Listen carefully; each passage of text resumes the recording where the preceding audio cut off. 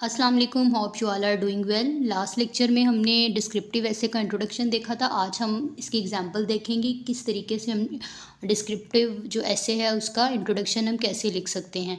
लेकिन उससे पहले हम एक आउटलाइन का स्ट्रक्चर भी देखेंगे, उसकी एग्जांपल देखेंगे, क्योंकि जो हमने लास्ट वीडियो में देखा था आउटलाइन का जो स्ट्रक्चर देखा था उसकी एग्जांपल नहीं की थी। तो हमारा टॉपिक है poor education system of Pakistan, causes, impacts and way forwards. ये एक डिस्क्रिप्टिव टॉपिक है। तो सबसे पहले आउटलाइन में इंट्रोडक्शन, उसके बाद significance of education for the development of a nation, how defective education system of a country hampers it's socio economic and political development. अब आप देखें यहाँ तक सिग्निफिकेंस से लेके ये डेवलपमेंट तक 2 और 3 वाला जो हमारा एक हेडर है वो जनरल है। हालांकि ऐसे हमें किस पे आया है, पाकिस्तान पे आया है ना, लेकिन हम पहले 2 या 3 पॉइंट में उसको कॉन्टेक्चुअलाइज कर रहे हैं, क्योंकि 100 मार्क्स के ऐसे में या अक्सर 2025 वर्ड्स का जो ऐसे होता है उसको हम जनरल टू स्पेसिफिक ही लिखते हैं।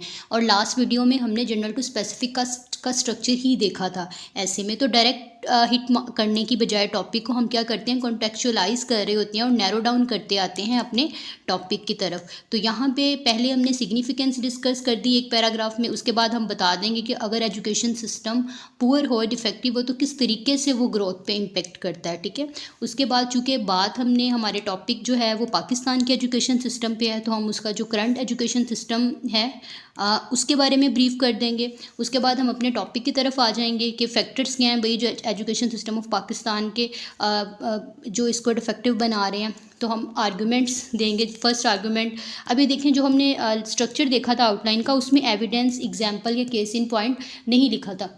वो इसलिए नहीं लिखा था कि कुछ बच्चे डिटेल्ड आउटलाइन लिखना पसंद करते हैं और कुछ बच्चे एविडेंस और यहाँ पे एग्जांपल, केस इन पॉइंट नहीं लिखते, वो बॉडी पैराग्राफ में ही डिस्कस करते हैं। यहाँ पे सिर्फ वो अपने आर्गुमेंट की ही हेडर देते हैं। लेकिन कुछ स्टूडेंट्स जो होते हैं वो डिटेल्ड आउटलाइन लिखना पसंद करते हैं और कुछ टीचर्स भी यही पसंद करते हैं कि आउटलाइन जो है वो डिटेल्ड लिखी जाए। यहाँ आप अपने जो आर्ग्यूमेंट है उसके साथ उसका एविडेंस भी जो है वो बयान करो। ठीक है, तो इसी तरीके से मैंने जो लिखी है वो आर्ग्यूमेंट और उसके बाद मैंने उसका जो एविडेंस है वो लिखा हुआ है। इस तरीके से पहले 2-3 पॉइंट मैंने लिख दिए कॉजेज़ के।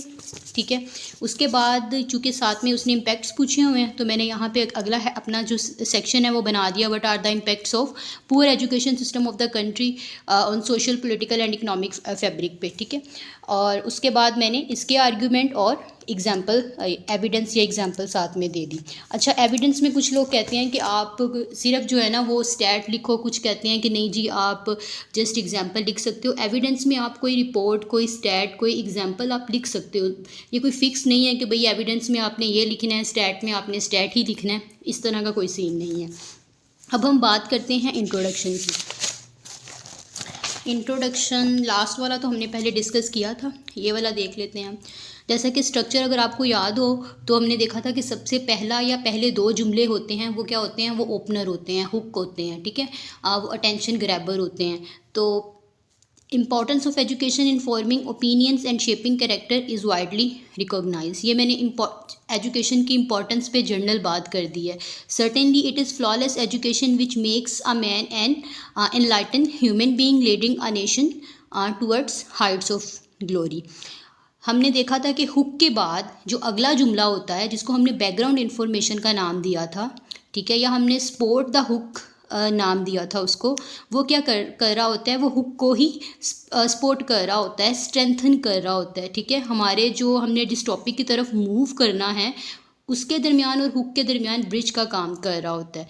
तो यही सेंटेंस जो है वो इससे मैंने रिलेट कर दिया। उसके बाद हमने देखा था कि भाई ट्रांजिशन हम देते हैं, चूँकि उसने पूछा हुआ है कि भाई पुअर एजुकेशन सिस्टम, तो हमने ट्रांजिशन के बाद लिखना है कि भाई ऐसे कंट्रीज़ जिनके एजुकेशन सिस्टम अनसाउंड है या डिफेक्टिव है, उनकी जो ग्रोथ है इंडिविजुअल्स की, और इंडिविजुअल्स की वजह से फिर सोसाइटी की ग्रोथ जो होती है वो क्या होती है, वो रुक जाती है। उसके बाद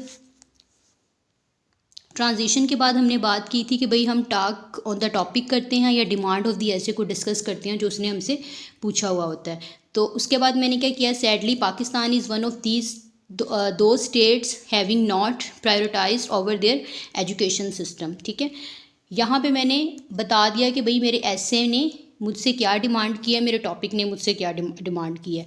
अब मेरे ऐसे के पॉइंट जो टॉपिक है उसमें उसने 3 सेक्शन दिए हुए हैं, causes, impacts and way forward. तो मैंने इंट्रोडक्शन में उनकी एक आप कह लें कि कोई 2-3 पॉइंट्स में डिस्कस कर देना। आउटलाइन में मैंने अगर 3 लिखी हैं तो मैं आउटलाइन में तीनों आर्ग्यूमेंट्स के ज़रिए प्रूव करूँगी और आगे बॉडी पैराग्राफ्स में भी एक्सप्लेन करूँगी। लेकिन इंट्रोडक्टरी पैराग्राफ में मैंने जस्ट 2 और 3 को डिस्कस करना है। यहाँ मैंने पहले कॉजेज़ बता दी। Hence, the education system of the country is rotten to the core due to the several factors such as low budget allocation, outdated curricula and non-uniform education system. उसके बाद मैंने impacts बता दिए। Consequently, the country's education system has failed to fulfill the nation's aspirations. So it is a need। यहाँ पे मैंने अब way forward की तरफ मैं मूव कर गई। तो सो से लेके मेरा इमेंसिपेशन तक मेरा क्या है, वे फॉरवर्ड। ठीक है। उसके बाद हमने कहा था कि अगला जो हमारा जुमला होता है लास्ट वाला, वो हम क्या करते हैं, जिसको हम कंक्लूडिंग सेंटेंस कह सकते हैं या रीस्टेट माय स्टांस या रीस्टेट माय पोजीशन कह सकते हैं, जिसमें हम ये बयान कर रहे होते हैं कि भाई हमारा ऐसे आगे क्या डिस्कस करने वाला है, इस ऐसे में आपको क्या देखने को मिलेगा। This essay comprehensively describes the causes and impacts of poor education system of the country and suggest some measures to revamp the education system of the Pakistan. ठीक है। तो इस तरह से ये स्ट्रक्चर है और स्ट्रक्चर के थ्रू मैंने आपको एक्सप्लेन कर दिया कि किस तरह से हम अपना इंट्रोडक्शन जो है वो लिख सकते हैं। आप इस पर प्रैक्टिस करें मज़ीद। अगर आपने एवेलुएशन करवानी है तो आप मुझे मेल कर सकते हैं। नेक्स्ट वीडियो में इंशाल्लाह हम आर्गुमेंटेटिव ऐसे की बात करेंगे। वीडियो को लाइक कर दीजिए, चैनल को सब्सक्राइब कर दीजिए और अपने दोस्तों के साथ शेयर कर दीजिए। Thank you.